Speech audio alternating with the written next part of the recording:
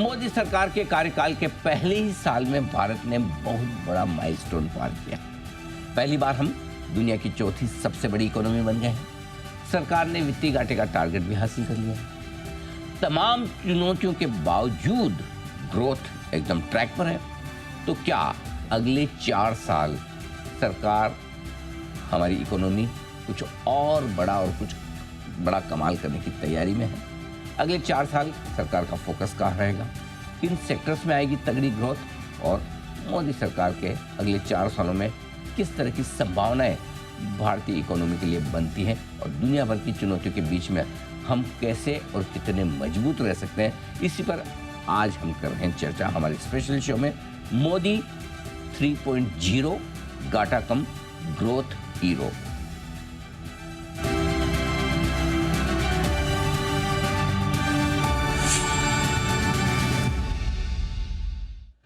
आइए, मेरे साथ दो बेहद खास मेहमान कार्यक्रम में हो रहे हैं शामिल, और दोनों ही जाने माने फंड मैनेजर हैं। कोटक म्यूचुअल फंड के एमडी नीलेश शाह साहब, जो कि फंड मैनेजर तो हैं, गोल्ड मेडलिस्ट चार्टर्ड अकाउंटेंट हैं, और साथ ही साथ आप प्रधानमंत्री की इकोनॉमिक एडवाइजरी काउंसिल के सदस्य भी हैं, यानी कि सरकार के कामकाज और नीतियों को बहुत बारीकी से जानते, पहचानते, समझते हैं और अपना काफ़ी कुछ कंट्रीब्यूशन भी उसमें देते हैं। एक और बेहद खास मेहमान है हिलियस कैपिटल के फाउंडर और फंड मैनेजर समीर अरोड़ा साहब, जो भारतीय बाजारों को तो बहुत अच्छे से जानते समझते हैं ही, लेकिन सिंगापुर से पूरी दुनिया भर के बाजारों पर नज़र रखते हैं। और उनसे ये भी जानना इंटरेस्टिंग होगा कि दुनिया भर के लोग अब भारत को कैसे देख रहे हैं और भारतीय अर्थव्यवस्था को किस तरह से जानते और मानते हैं। आप दोनों का बहुत बहुत स्वागत है। धन्यवाद हमें समय देने के लिए। नीलेश भाई, शुरुआत आपके साथ करता हूँ।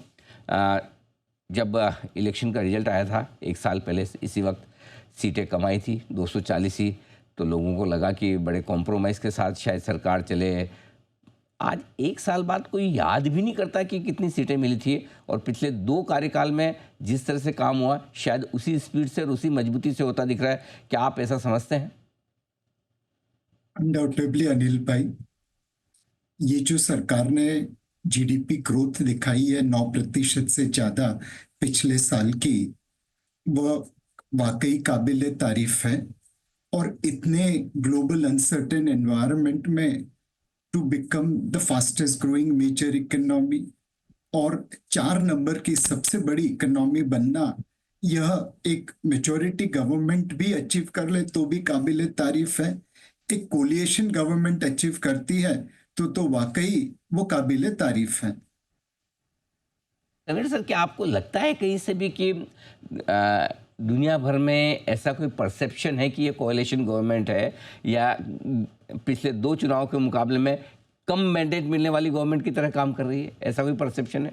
नहीं, ये तो मैं भी भूल गया था। ये तो नहीं है, ये नहीं है। लेकिन एक्चुअली क्या है कि साइज के साथ जब ग्रोथ होती है, क्योंकि अब इकोनॉमी बड़ी हो गई है, तो अब वो वर्ल्ड इग्नोर नहीं कर सकता। मेन बात ये है कि आपकी ग्रोथ 7% पहले भी हो, लेकिन जब वो छोटे साइज पे 7% ग्रोथ होगी या 6.8 होगी, तो लोग कहते हैं कि I can ignore it.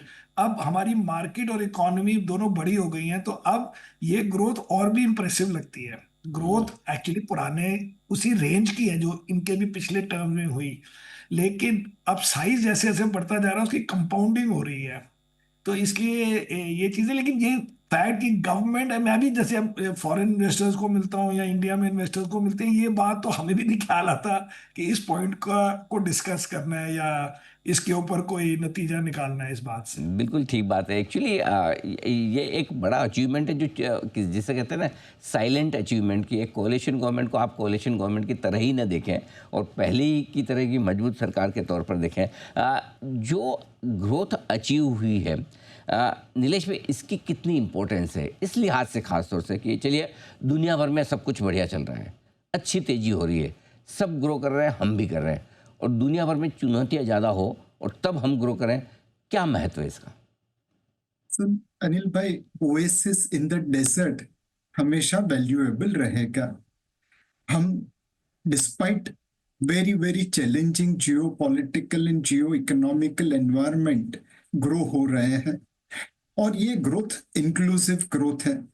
80 crore भारतीय को आज भी मुफ्त अनाज दे रहे हैं ताकि वो गरीबी की रेखा से ऊपर रहे। जल से नल हो या टॉयलेट कंस्ट्रक्शन हो स्वच्छ भारत के अंदर, या सॉलिड वेस्ट प्रोसेसिंग हो, इन सब में हमने काफी इंटरनेशनल लेवल तक की अचीवमेंट हासिल की है। एस्पिरेशनल डिस्ट्रिक्ट प्रोग्राम में जो 100 सबसे बैकवर्ड डिस्ट्रिक्ट थे, वहां पे फोकस करके उनकी एवरेज को इंटरनेशनल एवरेज, चाहे न्यूट्रिशन हो, चाहे स्टूडेंट टीचर रेशो हो, उस पे लाने की कोशिश की है। तो ये ग्रोथ चैलेंजिंग एनवायरनमेंट के सामने आया है, which is oasis in the desert, और ये ग्रोथ इंक्लूसिव ग्रोथ आया है, which is even more commendable. आपने बहुत सही की है। 80 करोड़ लोगों को आज भी हम राशन दे रहे हैं, कर रहे हैं, ये सारी वेलफेयर स्कीम्स चल रही हैं, उसके बावजूद ग्रोथ होना बड़ी बात है। समीर सर, चूँकि आप तो सिंगापुर में और दुनिया भर के इन्वेस्टर्स से, अलग अलग देशों के लोगों से मिलते हैं, बात करते हैं, बड़ी नज़र रखते हैं, क्या वाकई में चौथी बड़ी इकोनॉमी होना है? आंकड़ों के लिहाज से एक बहुत बढ़िया बात है, चलिए अच्छा है, लेकिन क्या भारत की रेपुटेशन, क्रेडिबिलिटी और एक वो जो जगह है दुनिया में, वो बढ़ रही है, बदल रही है? एक्चुअली फोर्थ लार्जेस्ट की भी बात ज्यादा नहीं होती है, क्योंकि ये अभी हुआ है और इसके बाद तो मेरे कोई मीटिंग भी नहीं हुई। बट जनरली सबसे बड़ी चीज रही है जो हम स्ट्रेस करते हैं कि कोविड के बाद इंडिया ने फिस्कल डेफिसिट को फिर भी कंट्रोल में रखा। और इस समय अगर आप यूएस इंटरेस्ट रेट्स देखें और इंडियन इंटरेस्ट रेट्स, या यूएस इन्फ्लेशन, इंडियन इन्फ्लेशन, ये इतने नैरो कभी नहीं हुई हैं। एंड ये पॉइंट जो है is easy for world to understand कि आपकी जो ग्रोथ हुई है उसमें आपने पैसे छाप छाप के ये ग्रोथ नहीं हुई है। ये रियली जो भी चेंजेस हुए हैं या जो भी अंडरलाइंग ट्रेंड्स हैं उससे हुई है। तो ये पॉइंट बड़ा इंपॉर्टेंट रहा है। सेकंड रहा है कि एवरीबडी अग्रीज कि आज के ज़माने में जब ये यूएस के दो इश्यूज हो रहे हैं, एक तो लोग यूएस में इन्वेस्ट तो कर रहे हैं लेकिन कम करना चाहते हैं पहले से, और दूसरा कि चाइना में वो इन्वेस्टमेंट करेंगे लेकिन कम करना चाहते हैं रेशियो में।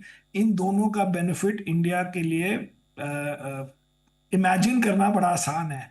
एंड तो वी प्रेजेंट की ये दोनों के ट्रेंड्स के बेनिफिशियरी इंडिया, आई मीन बाकी कंट्रीज भी हो सकती हैं, लेकिन इंडिया भी इसमें बिग बेनिफिशियरी है कि ए फाइनेंशियल इन्वेस्टर्स के लिए, एफपीआईज के लिए, और दूसरा एफडीआई के लिए, एक चाइना के कॉस्ट पर या little bit there this thing, and दूसरा यूएस से निकाल कर।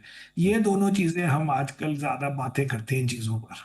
तो समीर सर, इसी में एक चीज़ और की, जैसे हमारे यहाँ आरबीआई एग्रेसिवली, प्रोएक्टिवली दरें घटा रहा है, तालमेल है सरकार के साथ में, और दूसरी तरफ वो देखो उनको ट्रंप और पावेल जिस तरह से लड़ रहे हैं, क्या लगा, मतलब इतना बड़ा जो बदलाव हमारे यहाँ है, एक तालमेल वाला, इसको कैसे देखते हैं? और ऑन ए लाइटर नोट अगर मैं आपको पूछूं, एक मिनट सर, एक मिनट सर, एक लाइटर नोट पे पूछता हूँ, एकदम आ गया मन में, पूछ लेता हूँ, क्या वो मतलब ट्रंप और पावेल दोनों को कोचिंग लेनी चाहिए, मोदी और हमारे संजय मल्होत्रा साहब से?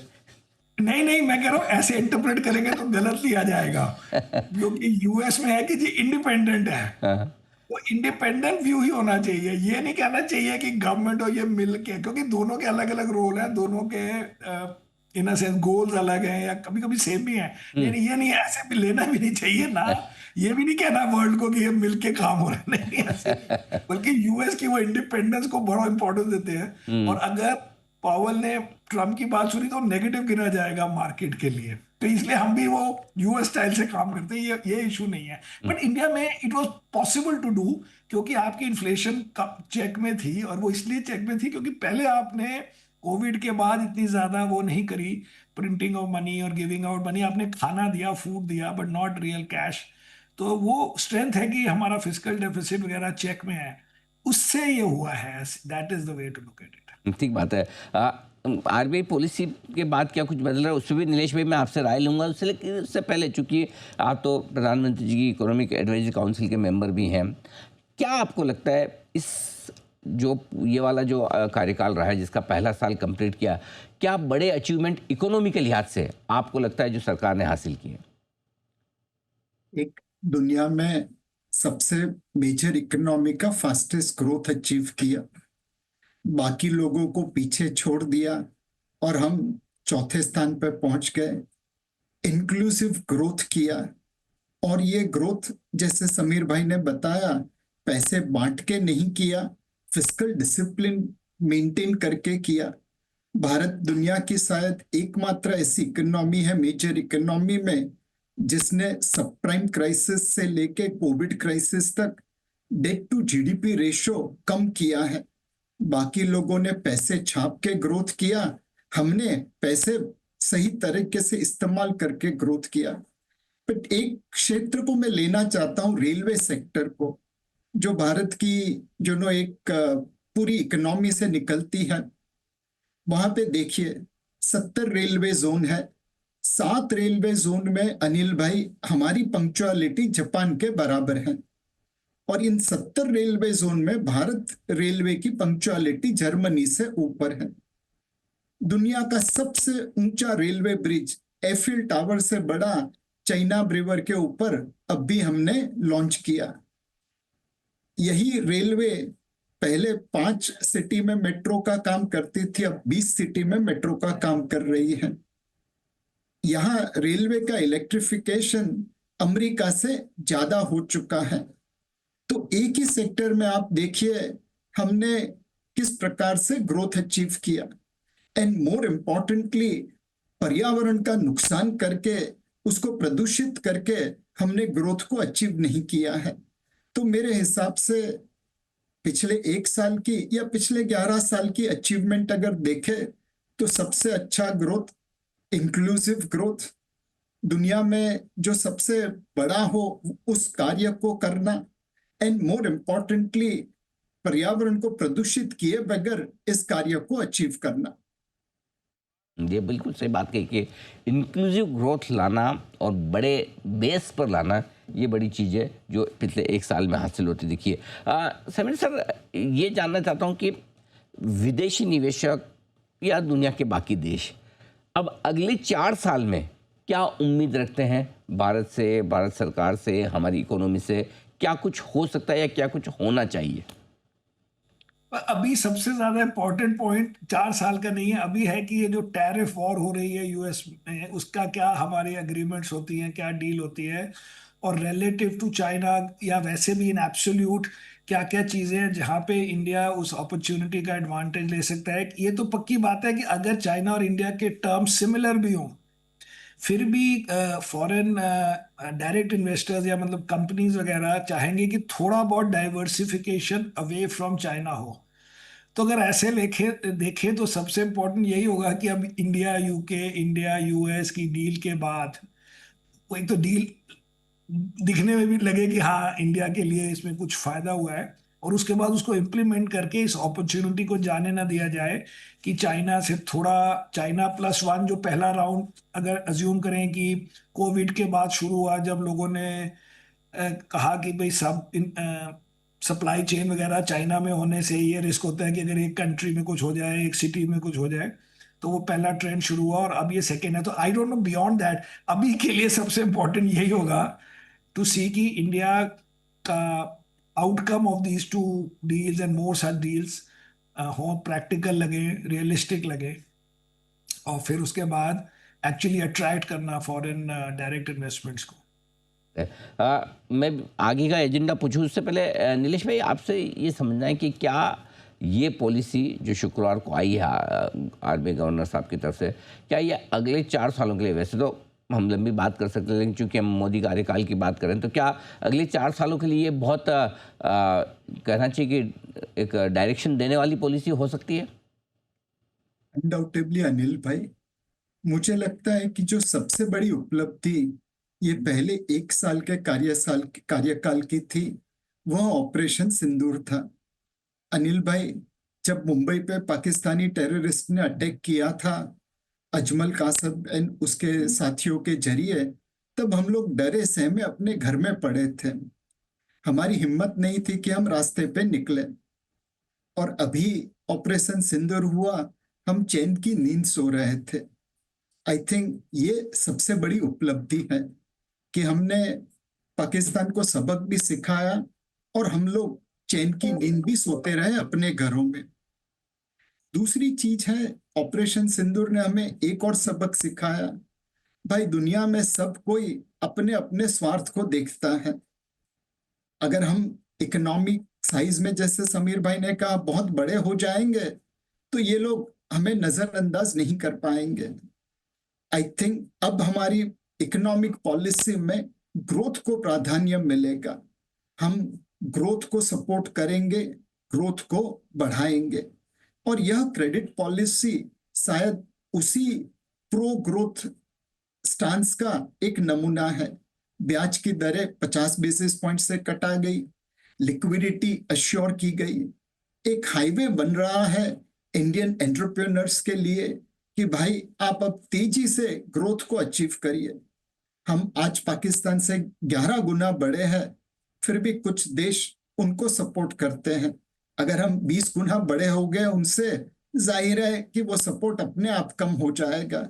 तो एक पॉलिसी मेकिंग में डिसाइसिव शिफ्ट होगा आत्मनिर्भरता के लिए और प्रो ग्रोथ के लिए, ऐसा मुझे लगता है। बहुत इंटरेस्टिंग चीज़ें कही कि मजबूती से भारत आगे बढ़ता दिख रहा है, इसका बड़ा फर्क है। अगले 4 साल के लिए क्या कुछ बड़े काम होने चाहिए भारत में? नीलेश भाई, आप क्या सोचते हैं कि ये एजेंडा पर होगा सरकार के इकोनॉमी के लिहाज से? अनिल भाई, एक अग्निपथ मूवी का हरिवंश राय बच्चन जी की कविता है।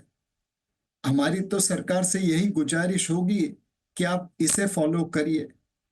तू न थकेगा कभी, तू न रुकेगा कभी, तू न मुड़ेगा कभी, कर शपथ कर शपथ कर शपथ, अग्निपथ अग्निपथ अग्निपथ। हमें और आगे बढ़ना है, रुकना नहीं है और यू टर्न नहीं मारना है, ताकि ये ग्रोथ का हाईवे हम उसके ऊपर चलते रहे और मंजिल पे पहुंच पाए। अभी भी करने को तो अनिल भाई बहुत बाकी है। जैसे for example ease of doing business. हमारे एंटरप्रेन्योर कलयुग के अभिमन्यु हैं, कौरव से भी लड़ते हैं मार्केट एनवायरनमेंट हो, और पांडव से भी लड़ते हैं जैसे कंप्लायंस बर्डन। तो हमें अपने अभिमन्यु को आजाद करना है ताकि वह चक्रव्यूह भेद के बाहर निकल आए। लैंड एक्विजिशन हो, लेबर लॉ हो, जुडिशियल रिफॉर्म हो, ये सारी चीजें सरकार को अपने रडार पे लानी पड़ेगी ताकि हम अपने ग्रोथ को मिड सिंगल डिजिट से डबल डिजिट तक लेके जाएं। मार्केट के पॉइंट ऑफ व्यू से अनिल भाई, हमने देखा है कि जब सरकार के हाथ में गवर्नमेंट कंपनीज होती है तो उनका उतना एडवांटेज नहीं उठा पाते जितना एक प्राइवेट एंटरप्रेन्योर उठा सकते हैं। कहीं पे सरकार ने खुद ने कहा था, government has no business to be in business, but divestment उस तेज गति से नहीं हो पा रहा है जैसा होना चाहिए। हमने एयर इंडिया के डाइवेस्टमेंट में देखा कि एक कंपनी थी जिसमें सरकार को हर साल पैसा डालना पड़ता था, आज टाटा की निगहबानी में वो कैसे बदल रही है। तो अगर सरकार डाइवेस्टमेंट को एक सपोर्ट करे, पुश दे, तो हो सकता है कि उन सारी एसेट्स पे हम बेहतर रिटर्न कर पाएंगे और मिड सिंगल डिजिट से हम डबल डिजिट जीडीपी ग्रोथ की तरफ मूवमेंट कर पाएंगे। तो काफ़ी कुछ अब किया जा सकता है जिससे ग्रोथ 10% की रेंज में पहुंचने की कोशिश करें। तो ऐसा समीर सर, क्या किया जाए कि हमारी ग्रोथ डबल डिजिट में पहुंचे? आपको क्या लगता है, क्या करने की ज़रूरत है? मुझे लगता है जी डबल डिजिट ग्रोथ तो बड़ी मुश्किल है। अभी एक इशू नेगेटिव ये है कि एआई के कारण हमें पहले तो राइट साइड ऑफ एआई होना है। अभी हमारा काफ़ी बिजनेस, हमारे काफ़ी फॉरेन एक्सचेंज वगैरह आते हैं एआई से जो compete हो रहा है, विच इज़ आईटी सर्विसेज वगैरह। और मुझे लगता है कि कोई माने ना माने, AI will be for jobs is very negative. अगर वो जॉब्स के लिए नेगेटिव है तो वो सॉफ्टवेयर वगैरह के लिए भी नेगेटिव है। और इंडिया का जो बिगेस्ट एडवांटेज है वो था कि हम, नहीं मतलब biggest means one of the biggest advantages की हमारी यंग पॉपुलेशन है, हमारा डेमोग्राफिक डिविडेंड है, उसको अभी एआई नेगेटिवली हिट ना करे, that itself would be very positive. और आप सिंपल बात सोचिए, अगर चाहे आप कहीं इंडिया में नहीं होगा, लेकिन यूएस में अब जैसे ड्राइवरलेस कार्स आ रही हैं, अब ये ड्राइवर्स लेस कार्स वहाँ पे कितनी जॉब्स को ही हटा देंगी, ड्राइवर्स की जॉब्स को ही, ये उबर के ड्राइवर्स की, वटेवर वटेवर। ये सब चीज़ों को संभालना भी एक काम है जो भी करना पड़ेगा। इसलिए मैं कहता हूँ आप इतनी लंबी बिग पिक्चर मैं तो सोचता नहीं, मैं तो सोचता हूँ इमीडिएटली क्या चीज़ें हैं, क्या प्रायोरिटीज़ हैं जो अभी करें, बाकी नॉर्मल बैकग्राउंड में चलता रहता है। अभी है कि यूएस के साथ अग्रीमेंट अच्छी हो, चाइना के मुकाबले में इन्वेस्टमेंट्स अट्रैक्ट की जाएं, उनको जितना ईज ऑफ बिजनेस चाहिए, जितनी फास्ट अप्रूवल चाहिए, जो उनको चाहिए थोड़ा बहुत वो डील करके फॉरेन कंपनीज को बुलाइए, और साथ में एआई के लिए इंडिया में इन्वेस्टमेंट करें, ताकि जैसे आप कहते हैं कि कहाँ पे मैंने पढ़ा, दुबई में कहाँ पे चैट जीपीटी सबको स्कूल्स में फ्री है, सब बेसिकली सबको ऐसी सिखाई जा रही है चीज़ें। इंडिया को वो सब चीज़ें बेसिक करें, बाकी तो नॉर्मल आपको रेलवे लाइन बनानी है, रोड बनानी है, वो सब तो करना ही है, लेकिन आजकल की करंट प्रायोरिटीज ये दो होंगी मेरे हिसाब से, ये होनी चाहिए। बिल्कुल ठीक बात है। तो ये सारे मैटर्स जो बड़े इंपॉर्टेंट है, ऐसे में समीर सर क्या सलाह होगी आपकी भारतीय बाजारों में जो निवेशक हैं, रिटेल इन्वेस्टर्स जो पैसा लगा कर बैठे हैं या लगाना चाहते हैं अगले 3-4 सालों के लिहाज से, क्या आप उन्हें सलाह देंगे? हम उन्हें सलाह देंगे बहुत कि आप लगाइए। इसमें कोई सलाह पे कोई चेंज नहीं होगी, क्योंकि वो तो इंडिया की, क्योंकि कैचअप ट्रेड है, तो इंडिया की ग्रोथ जो भी करें नॉर्मल बाकी कंट्री से ज़्यादा होगी, क्योंकि एक तो अच्छा कर रही है, एक रिफॉर्म कर रहे हैं, और साथ में कैचअप है ना, क्योंकि इंडिया को वो चीज़ें करनी है जो वर्ल्ड ने कुछ कुछ कर ली हैं, और उस ग्रोथ को आपने लूज नहीं करना है स्टॉक मार्केट में, इन द सेंस कि जैसे चाइना में ग्रोथ हुई थी अच्छी, लेकिन स्टॉक मार्केट में इसलिए नहीं हुई क्योंकि पॉलिसीज कुछ आई विच वर अगेंस्ट कॉरपोरेट्स। कई जगह आपने रूल्स चेंज कर दिए, जैसे आपने एडटेक में चेंज कर दिया, गेमिंग में कर दिया, वो अलीबाबा के लिए कर दिया, कुछ कसिनोज के लिए कर दिया। तो अगर आप किसी को डिस्टर्ब ना करें किसी सेक्टर को, तो जो ग्रोथ है अंडरलाइन वो घूम फिर के स्टॉक मार्केट में आई जाती है। तो इसलिए इंडिया के अगर कोई नेगेटिव बात ना करे, कोई नेगेटिव चीज़ ना हो, तो आपके ये 12-13% जो जीडीपी ग्रोथ होती है रुपी टर्म्स में, वो प्लस माइनस घूम फिर के आई है इतने सालों से, तो क्यों नहीं आएगी आगे से। तो that is it self very very good. अगर आप देखें अब इंटरेस्ट रेट्स भी कम हो गए हैं, इसलिए इवन 11-12% इज वेरी गुड। और ऑब्वियसली सब चीज़ें आप इन्फ्लेशन के साथ कंपेयर करेंगे, पोस्ट इन्फ्लेशन देखेंगे, तो इसलिए ये इसमें कोई सेकंड सोच नहीं है कि India as a market is good, and लोगों को पैसे डालते रहना चाहिए जैसे जैसे वो बनाए अपनी जॉब में, इसलिए एसआईपी वगैरह चलता जा रहा है और चलना चाहिए। और सारे वर्ल्ड ने भी किया हुआ है इन अ डिफरेंट फॉर्म। यूएस ने पहले किया हुआ है 401 के वगैरह में। तो इसमें अगर आप कुछ चीज़ नई नहीं डिस्कवर कर रहे हैं, ये चीज़ें नॉर्मल हैं for people to save and invest and have money जो अलग से अपना काम करे, तो ये तो इसमें कोई कोई और सजेशन हो ही नहीं सकती। ठीक बात है। नीलेश भाई, आप क्या सलाह देंगे निवेशकों को? अनिल भाई, हमने तो हमेशा यही कहा है, अपने असेट एलोकेशन के धर्म का पालन करिए, लंबी अवधि के लिए निवेश करिए, रेगुलर इन्वेस्टमेंट करिए, और एक डाइवर्सिफाइड पोर्टफोलियो अपने इन्वेस्टमेंट ऑब्जेक्टिव और रिस्क प्रोफाइल के अनुसार बनाइए। पिछले 6 महीने का रिटर्न देख के आने वाले 6 महीनों में 1 साल में क्या होगा वैसा मत करिए। ठीक बात है। भरोसा रखें भारत पर, अपने एसेट एलोकेशन पर पूरा फोकस करें और निवेशित रहें। बहुत बहुत धन्यवाद नीलेश भाई और समीर सर आपका, आज इस खास शो में हमारा साथ देने के लिए। जल्द आपसे फिर होगी मुलाकात। आज के लिए बहुत बहुत शुक्रिया। इस खास शो में आज के लिए इतना ही। मुझे दीजिए इजाज़त। नमस्कार।